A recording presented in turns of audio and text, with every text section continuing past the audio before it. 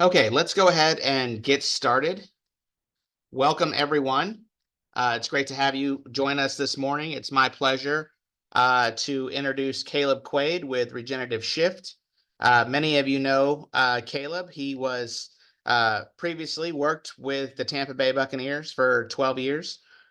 He was their owner's rep, did a lot of construction projects and campaigns with the Tampa Bay Buccaneers. He's probably the first speaker that's ever talked to ABC that has a Super Bowl ring. So uh, that's pretty awesome. And then Caleb obviously switched to open his new firm, Regenerative Switch, helping contractors work through sustainable practices, especially now with the Inflation Reduction Act out there. We thought this would be a great webinar to kick things off. So without further ado, Caleb, welcome. Thanks for joining us today. Thank you, Steve. Appreciate it. And thank you, everybody, for joining. Looking forward to sharing today what I think is the most underutilized tax incentive under the Inflation Reduction Act that I think hopefully you guys find some benefit from. I'm going to share my screen and we can get started here.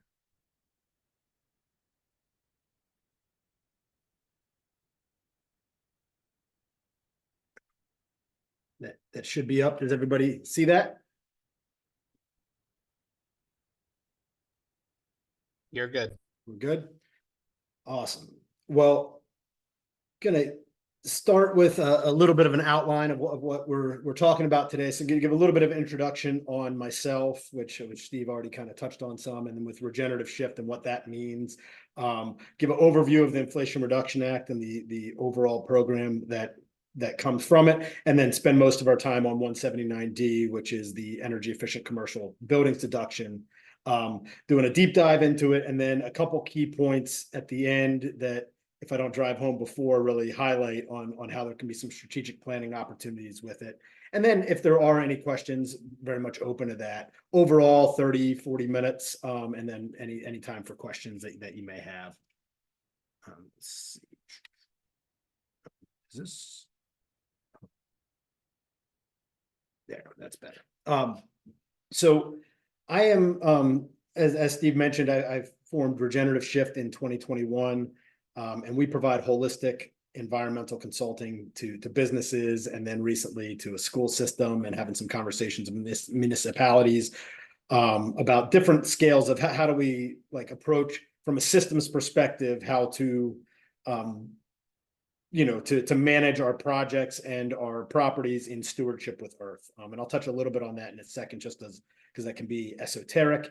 But since the Inflation Reduction Act passed in 2022, a lot of the work that I've been doing with clients has been helping them to navigate the various incentives and red tape that go along with those types of programs related to some Department of Energy funding, a lot of solar stuff, energy efficiency, and even worked with a big petrochemical manufacturer on a decarbonization project. In addition to that, I work with the Tampa Bay Regional Planning Council. There's a resiliency committee. And I'm the chair of the Resilient Land Stewardship Committee, kind of figuring out how do we as a region organize and develop our land in harmony with nature. Similarly, work with the Florida Wildlife Corridor on their corridor compatible communities committee, the 4Cs, around the idea of how do we develop within these ecosystems in a way that allows us to meet our needs for housing and development without being overly harmful to the community that lives in the broader ecosystem. I did spend 12 seasons in the NFL. 10 of those were with the Buccaneers, and then I spent some time with the Miami Dolphins as well, doing the project management and owners representation, as Steve mentioned. And then I'm a Gator for grad school as well. That was kind of some of my education. So just a little bit about what is regenerative shift, and can be difficult if you're not familiar with it, but the idea of regeneration is really life-centered design and project management. So how do we, my question is, how is life at the center? Like, of each decision that we're making, how do we do so in a way that factors in life, human life, and then the life around us? So the way this can materialize in different projects is by changing the way that we're doing landscaping. So native landscaping is very different than St. Augustine grass and things like that as it relates to the environment around us. We can be stewards of our energy through energy efficiency, which we'll talk a lot about today, and renewable energy. How are we reducing our consumption, and then sourcing that energy from places that is, more life-centered. Waste reduction is a big one. We use the word waste as a noun. We'd say, this is waste. But it's not a noun in reality. There is no waste in nature. If you look at how natural systems work, all nature is used. There's really only the verb noun, things that we waste. So when we throw out a banana peel, we may waste that, but there are other, that can be turned into soil through composting and other things there. So look a lot on waste management and how that can be incorporated in the way we manage projects. And then an interesting one that has been not for today's discussion too much is really looking bioregionally. So I'm in Tampa, in the Tampa Bay region. How do we realize that nature has organized like our water cycle, our hydrological system around our big watersheds that we have here? Generally speaking, the water evaporates from Tampa Bay, rains down and goes into our aquifers, comes up in springs, flows down the 4 tributary rivers that flow into Tampa Bay. And that's a relatively closed loop hydrological cycle. So how do we start to organize as a region around these principles so that we can be in harmony with nature and stuff? So not really the topic of today, but it is the name of my company and a big focus of mine. So wanted to introduce that concept or do that. And if there are questions or further conversations on it, would love to have those too. So most of what we'll talk today is about one particular program in the Inflation Reduction Act, but I found that really surprisingly, information about the IRA is not widely distributed, as we now are almost 2 years into it. So thought it would be helpful to provide a context of where this program fits into and maybe some other programs that can support commercial construction as well. So the Inflation Reduction Act of 2022 passed in August of 2022, so it's coming up on its 2-year anniversary. And it did have, it was enacted, generally speaking, there's different programs, but largely January of 2023 is when it went into effect. And there are 133 programs in it, and it's largely tax incentives, right? It's figuring out how to give tax credits, tax deductions, or in some cases, tax, grant programs for different projects, which are typically renewable energy efficiency, or decarbonization projects has really been the main focus of it. It was announced as having $370 billion in funding, but that's a large understatement of what the funding that's really available in it. It's certainly in excess of $1 trillion. I've seen estimates of $2 trillion. That's because programs such like 179D that we'll talk about today is an uncapped, undesignated, it's a tax deduction that's uncapped and could be as many eligible projects that are out there can get it. And so that number doesn't get capped and calculated in that $370 billion. And something that's notable about the IRA is that it's a 10-year program. So it was enacted in 2023, and it has programs that run through 2033. So for the next 10 years or 9 years at this point, it's really the governing law of energy efficiency and renewable energy in the land. So something you can plan for, have projects that come in the future and start to make sure you're maximizing the various incentives. And, I've heard it described as like the Oprah of tax incentives, because you get a tax incentive, like everybody gets the car on Oprah. The way to think about this is, out of these 133 programs, if you are doing an energy efficiency, a renewable energy, or a decarbonization project, there is very likely a tax benefit that can benefit whether you are an individual, a community, a business, a nonprofit, farms, state government, local government. There's different incentives for low-income communities, but largely, if you're doing one of these types of projects, it's solar, or we'll get into some of that in a little bit, you can benefit from the Inflation Reduction Act through various incentives that are under it, under the different programs. So 3 or 4 programs that really I want to highlight as it relates to commercial construction, knowing my audience today. One is the investment tax credit. Some of you may be familiar with this, but it is a 30% tax credit for renewable energy projects. So in Florida, the 2 big ones that might come into play, generally speaking, are solar, which is a huge one, and then also ground source heat pump geothermal, really big opportunity in that for any HVAC contractors that are in the space now with this 30% tax credit and some of the depreciation benefits that come under it. In many cases, a ground source heat pump system might be less expensive than a traditional chiller and some of these other systems that are being installed, and also provide significant energy efficiency enhancements for the client in the long run. So really stuff to look at with these programs. The one we'll spend most of our time on today, so I'll just gloss over here, is Section 179D, which is for energy efficient commercial buildings. And that can be up to $5.65 for various energy efficiency upgrades. And then two others that are, one is not really construction related because it has to do with electric vehicles and the purchase of electric vehicles, but can certainly benefit a lot of commercial clients and commercial projects. There are tax credits for electric vehicles up to $7,500, or if they're over a certain size, up to $40,000.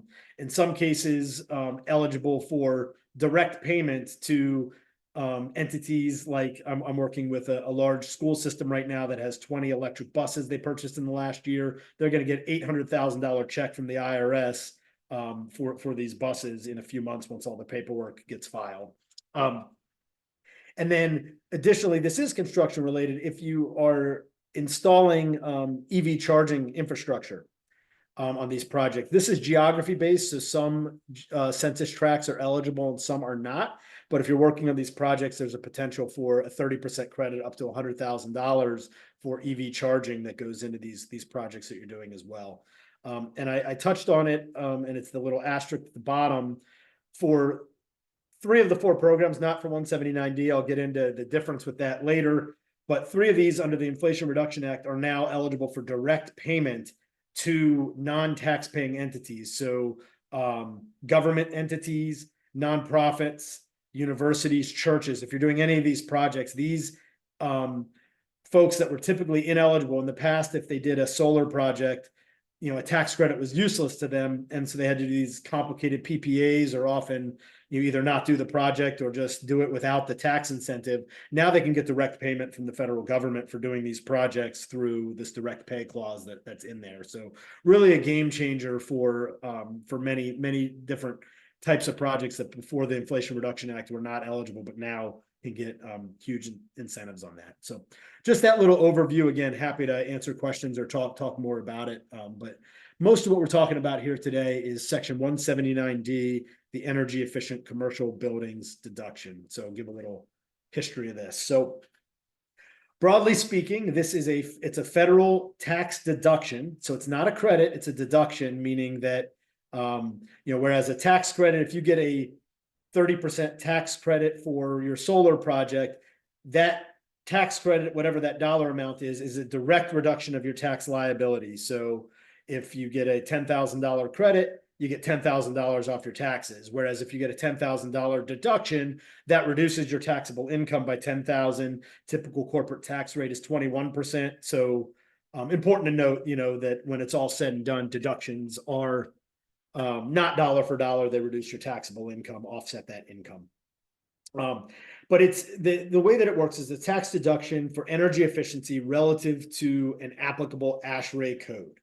And I'll get into more of that, but it's ASHRAE 90.1, and it has to do with the year, depends on the year, which I'll discuss. But largely speaking, if your project that you are building in 2024, as an example, is 25% more efficient than the applicable ASHRAE 90.1 code that applies to it, you start to get into the point where you trigger this deduction, and it maxes out at 50%. And I'll get into what the values are and how that plays in a little bit. This is eligible for new construction projects. So if you're building any new construction right now, this is a deduction that needs to be on your radar.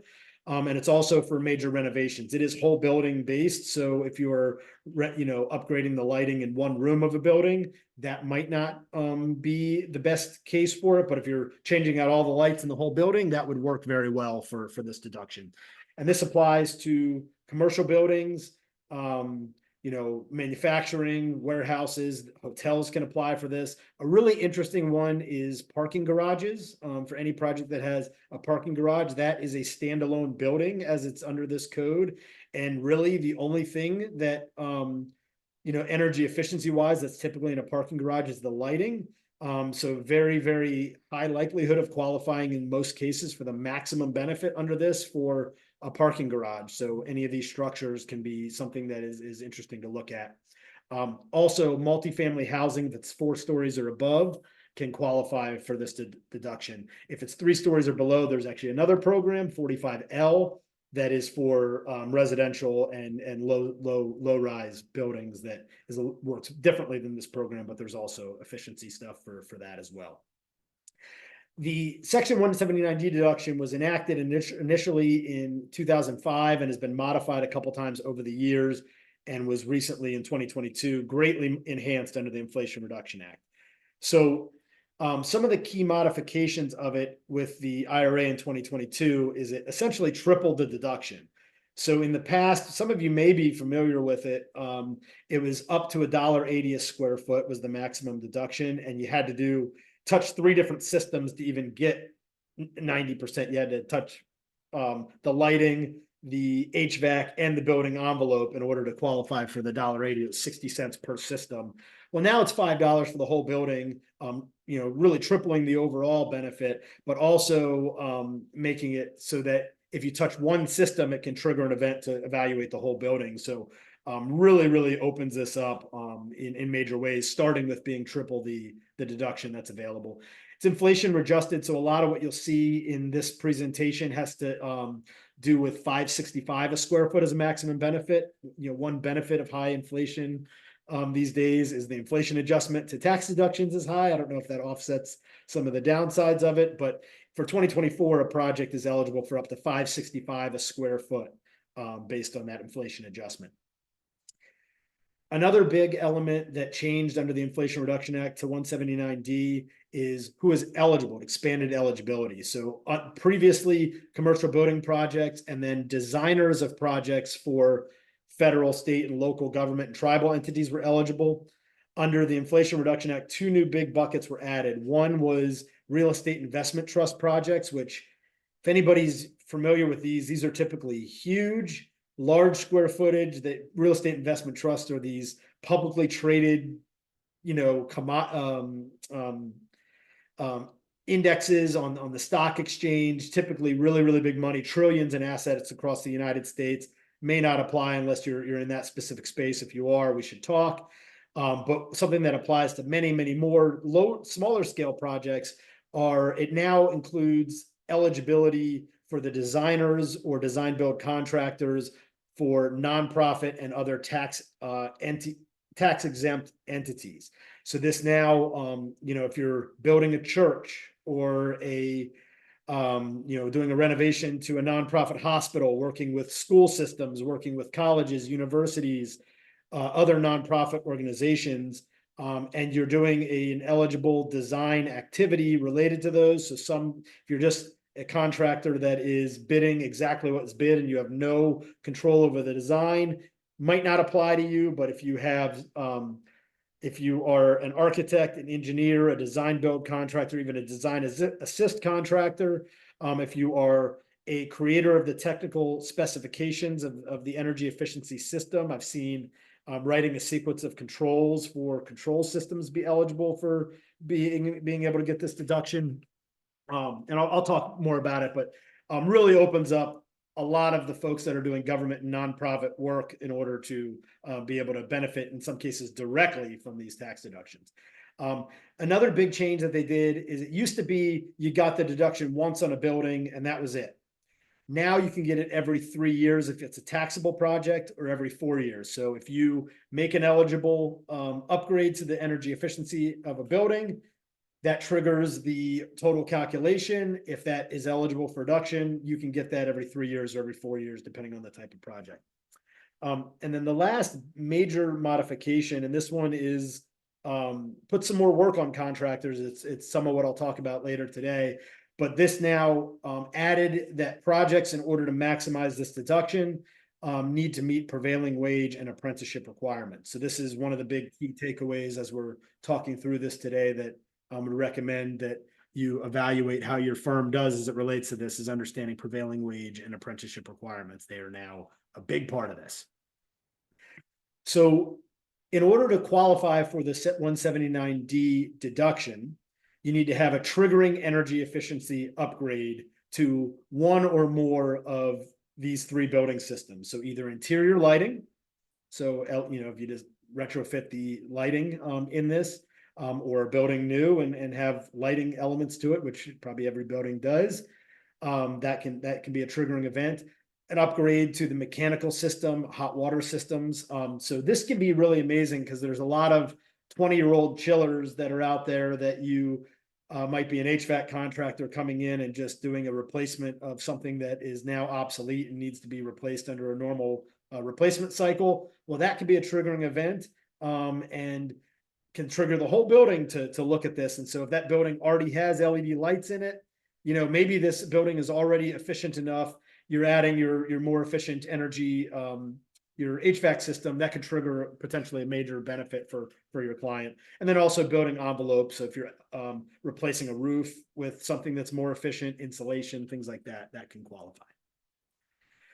So quickly, each in order to qualify, you need to qualify. There's an evaluation process and a documentation process. So this chart here shows a standard, for-profit business commercial building project, and then to the right, what needs to happen if it's for tax-exempt entities. So walk you through this quickly. So you need to have a qualifying event, a physical installation of energy efficient project that takes place at this property. And then for the maximum deduction, the broken record you'll keep hearing is, need to meet the prevailing wage and apprenticeship requirements. This does have an evaluation requirement that requires you to have an energy model produced by a third-party qualified energy modeler, typically a mechanical engineer. And they come through, I'll talk more about it, but they come through and model your building relative to this ASHRAE baseline. And then they also need to do a site visit once the project is placed in service to verify what's installed matches the plans or make adjustments to the model, because it's what you install is what you get the deduction based off of.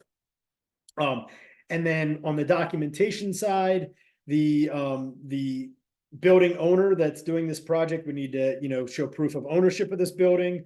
They would need to have the certification that comes from this independent qualified engineer of their model relative to this baseline and what percentage and what deduction comes from that. And then they also, if they are claiming it under meeting prevailing wage and apprenticeship, they would need to have proof from their contractor, documentation from their contractor that shows that they've met this prevailing wage documentation.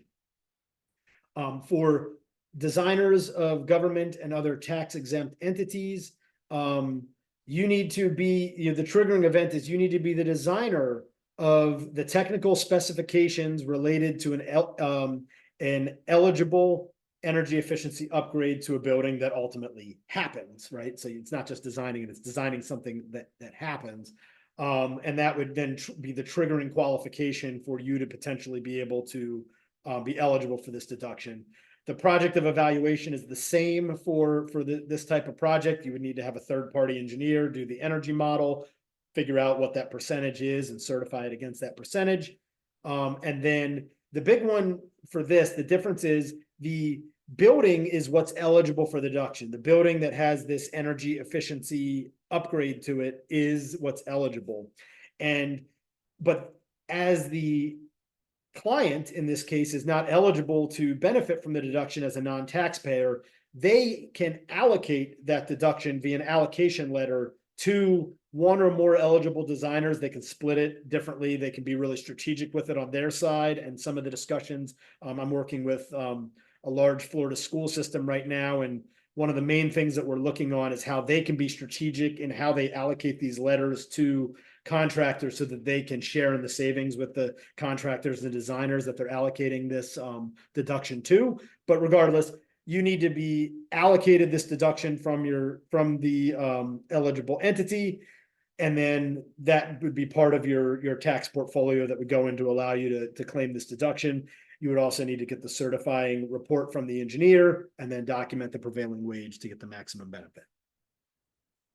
So prevailing wage is, really if there's a couple takeaways, but, probably, really one of the most important, because I've seen almost nothing but non-compliance on this on every project that I've seen. I mean, this is, the big reason why Steve is having me speak here today is because contractors really need to know about this and are setting their clients and themselves up for big disappointment as this becomes more known and these eligible projects find out that they are not eligible for as much money as they think they are because their contractor hasn't properly met and documented these requirements. So 80% of the value of this deduction is tied to the contractor that's doing this energy efficiency work, meeting and documenting prevailing wage and apprenticeship requirements. So to put that in perspective, I mentioned, it's up to 565 inflation adjusted. Without inflation adjustment, it's up $2.50 to $5 a square foot on a sliding scale based on how energy efficient your project is. If your contractor doesn't meet the prevailing wage and apprenticeship documentation, that gets cut by 80% down to $1 maximum a square foot. So 100,000 square foot building, instead of getting a $500,000 deduction, is getting a $100,000 deduction. Really significant, that needs to be driven home as directly as I can. Prevailing wage, some of you may be familiar with the Davis-Bacon Act. That's what's governing prevailing wages. So it depends on where your project is located and the type of labor that's being done on the job. But each of those labor classifications has an associated wage that they should be paid. That needs to be paid and then certified to say by the contractor to say, yes, we met this in order to qualify for that. It applies only to on-site labor, doesn't apply to any project management or or supervisor level management. It's just the guys on the ground, the forklift drivers, the electricians, the day laborers. All of those hours need to be tracked and documented. And then another one that in some projects is probably easy, some projects is really something to look at. For projects in 2024 or later, 15% of this total ground level labor needs to come from qualified apprentice labor. So, working with your electricians and these organizations that have apprentice programs to make sure the project as a whole meets this apprentice requirement is critical now. There are some exceptions and exemptions to this for projects of certain sizes. If you have less than 4 laborers on the job and things like that. But, really important to talk about. If you have this and you want to understand it, that's some of what I help contractors do, is work through some of this stuff. But really critical to figure out. The other really important thing to realize about the time period that we're in related to this deduction right now is, so I mentioned that there's an applicable ASHRAE standard that governs what the energy efficiency baseline for your project is intended to be. From 2023 through 2026, that standard is the 2007 standard for ASHRAE 90.1. And this is really, really important to note, and I'll get into how big of a difference this is. But starting in 2027, it becomes much, much harder because now you're being compared to ASHRAE 2019, which is much more energy efficient than the 2007 standard. So to speak kind of high level here, pretty much every new building construction or major renovation project that's taking place between now and 2026, just by meeting building code, will likely be at least 25% more efficient than the ASHRAE 2007 standard. So the projects that you're working on almost for sure qualify for this if they are, commercial construction and going through it. And so comparing the 2007 to 2019 stuff to highlight this, it does vary a little bit by building type and some of that stuff, but largely speaking, your roof insulation efficiency needs to be 25% more efficient. The air conditioning baseline does not change. However, most of what's getting installed right now is already more efficient than that 2007 standard, just because it makes sense to install stuff that is energy efficient and cost effective at this point. But the big one on this is lighting. So the 2007 ASHRAE standard assumed fluorescent lighting. And, of course, no building code is installing fluorescent lighting these days. It's all LEDs. And that is 56% more efficient than the baseline, just by putting in what you're already putting in. And so that the lighting is typically such a major component of this that lighting itself often increases the overall building by 25% to qualify for this deduction. And every project's doing it.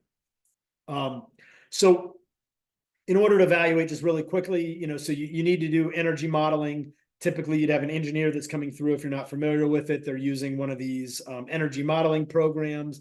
They are modeling the type of building that you're doing and the different systems that you're installing, and saying if you were meeting this 2007 ASHRAE 90.1 code, what would that energy efficiency level be? How much energy usage would that have? And then they run what you're doing with your project. So now you have your LED lights, you've got the higher energy efficiency, insulation, etc. And it compares that, and it compares, what does your baseline model say? How much energy use would this building use a year? What does your model say yours is? What's the percentage more efficient than that? And as long as it's at least 25% more efficient, which it almost for sure will be, then it qualifies for at least the 250 a square foot, and then slides up based on how much more efficient that it is. And then the engineer, again, I mentioned, would come and do a site verification once the project's built to show that this is done. In order to claim the deduction, it comes in, the deduction is claimed in the year that the building is placed in service and after it's certified as placed in service. And then in order to maximize this, you would have, a company like myself that is organizing these documents, or maybe in-house doing it, that would provide a packet that says this is the prevailing wage documentation. Here's the energy efficiency. This is the amount of deduction that you can claim. You would give that to your tax preparer, who can walk you through that process and help you claim this deduction on that project. So some examples to talk to. I've got 3 projects here that kind of show how some of this works under different scenarios. So this was a 2023 project, so you'll see a different inflation adjustment when we get all the way to the bottom, because it was a different year with a different inflation adjustment. But 230,000 square foot building that had a pretty high focus on, it was a multifamily apartment complex, but had a pretty high focus on sustainability. So they had, they were really looking at how do we make these buildings very energy efficient. And that ended up with just barely, but ended up over the 50% threshold to qualify for a full, $5.36 deduction, based on it being, a building that really focused on energy efficiency. This is another one that's really interesting. It's one I'm in the process of working on right now with a manufacturing facility in Georgia. This is a 698,000, I think, but I put in 690,000 square feet in here. What's notable about this is this building they did not know about this program when the building started construction. They did not do much in it that was beyond just the very logical, up to code and logical energy efficiency that came across it. And it's still modeled at almost 30% more efficient. And so they are going to get a deduction of $336 a square foot, $2.3 million deduction for a project that really didn't even focus intently on energy efficiency. If they would have focused on some more stuff, maybe could have increased that as well. And then this one, the last one, to show how it works with the renovation. This was a existing retail store in North Carolina that came through and installed really high efficiency lighting and lighting controls. Did have a big focus on that. But yeah, previously, long before, a couple years before this deduction applied, they had already replaced the air conditioning. So they had a pretty efficient energy heating and cooling system that's in there. This modeled out to 44.5%.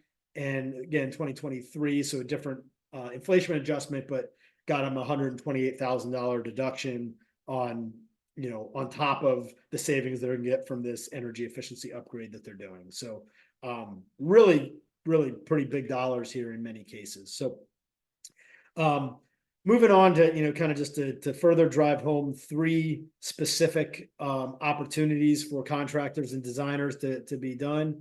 But the strategic opportunity number 1 is this is a sales opportunity. If you are, in some cases, a general contractor, but certainly if you are selling lighting, HVAC, or building envelope retrofits, imagine the opportunities, the better ROI for your customers that could come from realizing that the installation of what you're installing can trigger a whole building, up to $5.65 a square foot deduction. That can be a really significant value for your customer. Does it help you close the sale? So strategic opportunity number 2, and this one is one that hopefully over time becomes less of a strategic advantage as more and more companies become aware of it. But right now you can be more knowledgeable than your competitors. If you're walking into a competitive situation and you are saying, we are meeting prevailing wages, we are doing this, and by the way, you can get this deduction, we are knowledgeable about this to walk you through it or connect you with regenerative shift or whatever it may be to walk you through this process. You could be put in situations where customers will pay more for you and disqualify the customers that you're bidding against because your customers don't understand really critical components that your customers need to know. So it could be a really strategic sales opportunity by being more knowledgeable than your customers. And then the third opportunity here, this can lower your bid and potentially lower your tax bill for certain projects. I mentioned if you're working with government projects, nonprofit projects, you could potentially qualify your bid to say we will, we have a lower price, but that's based on the assumption that you will allocate this deduction to us. That will result in these direct tax savings for you.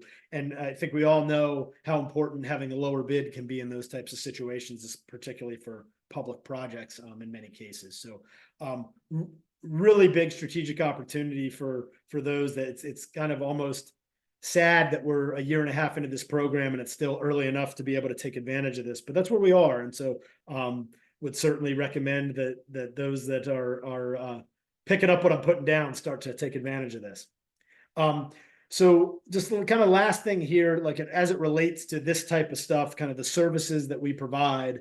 So Regenerative Shift does provide this strategic planning consultation for contractors, for businesses, for governments. I mentioned we're working with the school system that's going to change the way that they are doing their RFPs and having contracts bid. This is we're going to start seeing this with more and more governments and public projects, private projects. As people figure these things out, they're going to want to make sure their contractors are meeting these requirements, and that'll be part of the scope. And we're providing those strategic planning to help them streamline that process.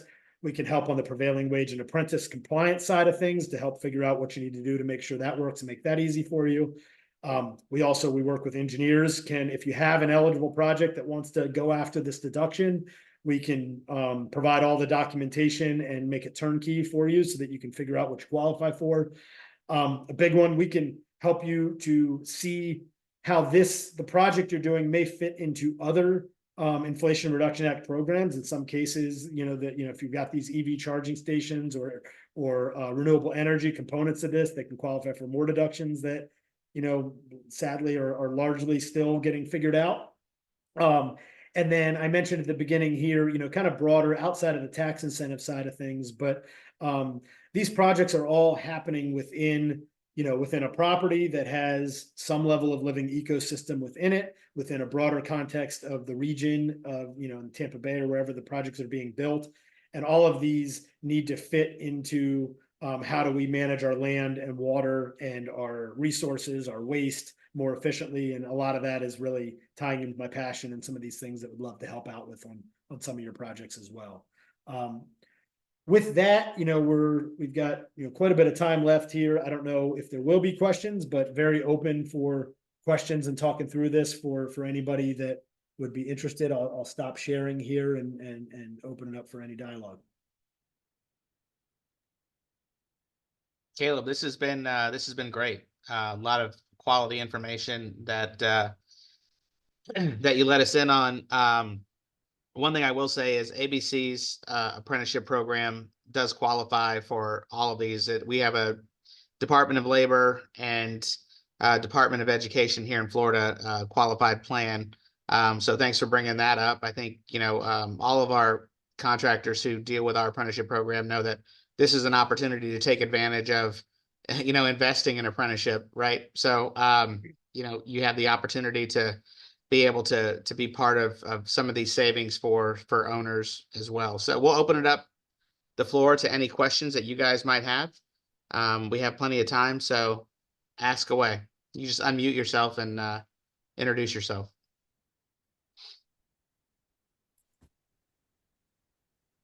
Hey, Steve, it's Michelle Tapuni. Hey, Uh, Michelle.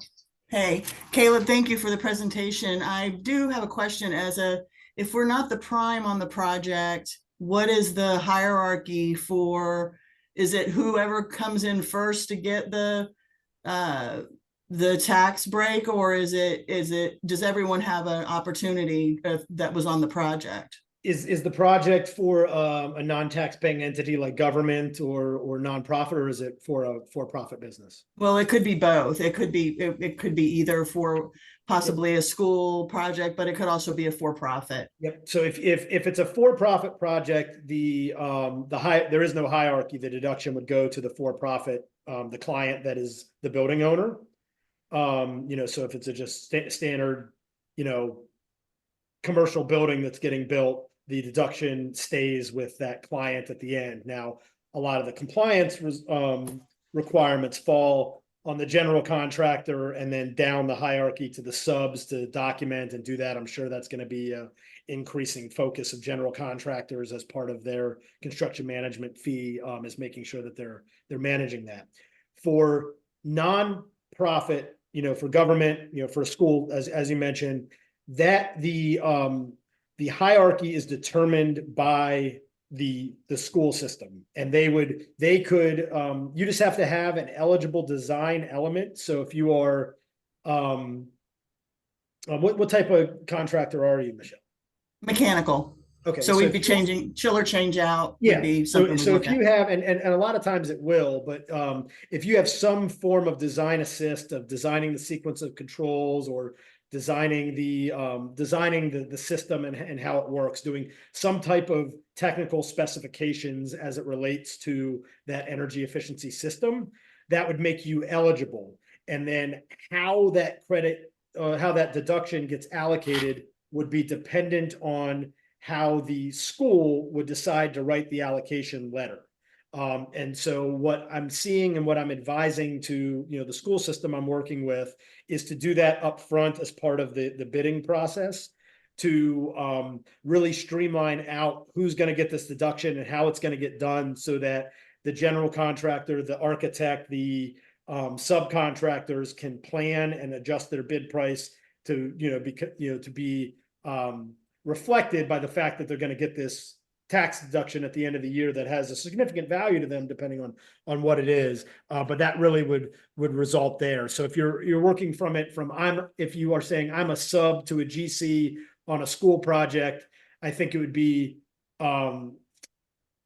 really wise to loop in your general contractor, loop in potentially somebody like myself who could help to guide that process and start working with with the school system to say, we have this available. They very likely aren't aware of it, unless it happens to be in the school system I'm working with right now, because it's unknown. But to say, hey, we have this that's underway. How do we all come together and divide this pie so that the school system benefits, we benefit, and it goes down those lines for the eligible things there. I think doing that in a cooperative manner, certainly on a high school that's 200,000 square feet that you can maybe get $1 million deduction for, it makes sense for everybody to do that strategically. It's much more, if you're approaching a school system, if you have the core elements of your project team coming in unison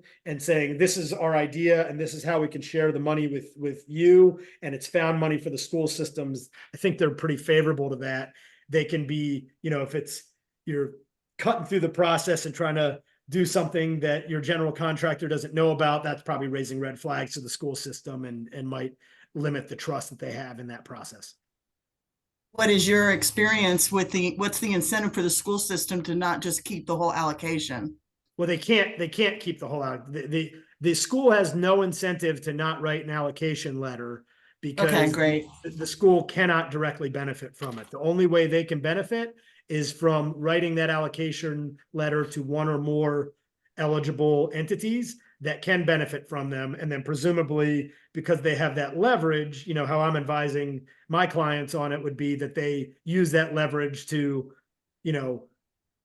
in some cases for past projects to get a little piece of the pie, a little bit back, but for future projects to, you know, structure their contracts in such a way that they're benefiting from this as, you know, as much as reasonable that everybody can be happy with.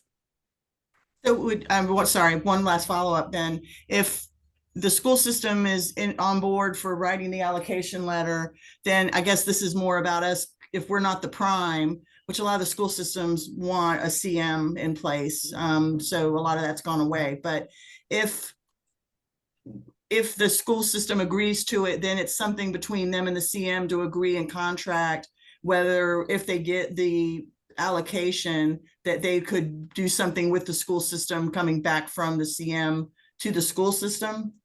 Yeah, there's a lot of nuance, and you know, the school could just straight up allocate the letter to you, but yes, if they're gonna you know, what would, well, and it probably would make sense from, you know, and your prime, depending on how it does, they may or may not be an eligible designer. If it's largely, you know, you're working with a GC, that, you know, they may or may not be. There's some nuance there, but yeah, look, generally speaking, you would have the prime involved in the discussion.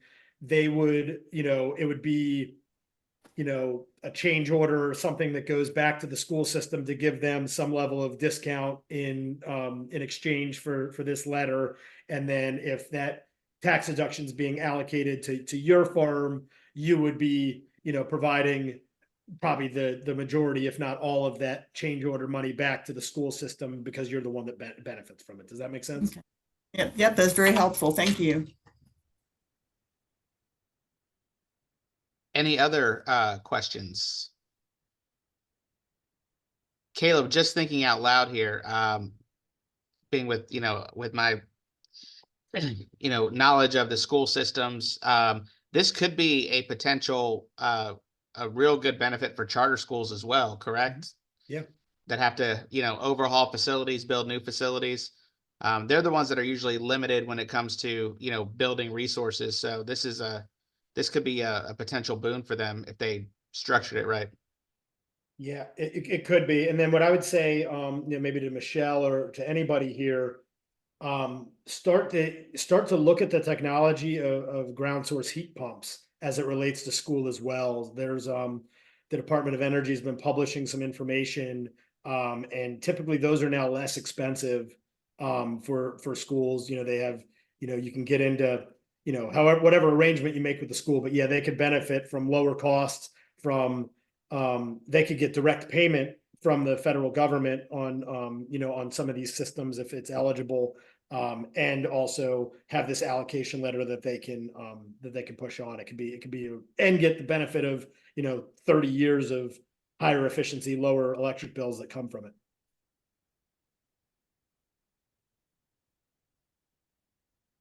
Any other questions from the group? Could I ask one more? Absolutely. Is there I'm assuming there's a threshold or some type of a matrix for what percentage or what your involvement is in the design side? Again, I'm just trying to feel out if we're bidding on a project or we're awarded a project that already has a mechanical engineer and there's a plan and spec, low, you know, basically low bidder, or competitive bidder, then where's the role again at the subcontractor level, the mechanical contractor level, to be able to take advantage of this? So the way, it's a great question. So the way that it's written, the power lies with the client, the nonprofit client that would be allocating the letter to decide who, you know, and they can divide that among, you know, as many people as they want to, or just give it to one person. The triggering event that makes you eligible would be that you would have some creation of an eligible technical specification. So that could, you know, you don't necessarily, like, you could be in a situation where there's a mechanical engineer that did most of the design, but if you're the controls contractor and you read the sequence of controls, see, that is eligible and you could potentially get the whole credit. Probably makes sense to be in a partnership and be aligned, and for the deduction to be allocated you know, sort of commiserate to the amount of design work that you did and the overall pie. But, you know, if the mechanical engineer can't benefit from the tax deduction because they've already done 10 of these other ones and they have no tax liability, I'm aware of some architects that no longer pay taxes because of this deduction, because of the type of work that they're doing, because they offset their entire tax liability through this type of program. So if they can't benefit from it, and the way that the pie gets divided would most benefit your firm, then you can, you know, whatever that arrangement looks, the school or whoever be eligible to allocate it that way. Thanks. That's helpful as well. I appreciate it. The one other just point, largely speaking, you know, this is you know, there's a little bit of a, you know, is the juice worth the squeeze? And so typically, if a building is under plus or minus 15 to 20,000 square feet, you know, the cost of hiring someone like myself and, you know, an engineering firm to do this modeling and do this stuff, typically it's, you know, the ROI isn't too strong. So you want to be looking at, you know, projects 20,000 feet or above, it usually pencils out pretty well. Makes sense. Any other questions?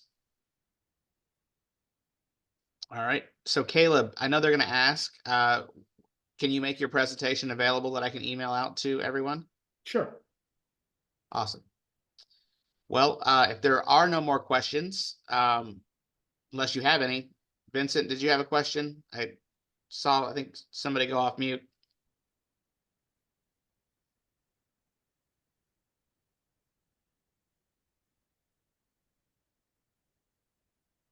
Okay, not seeing anything. So thank you all very much for being here today. We appreciate you guys taking the time. Caleb, once again, thank you very much. This has been very informative.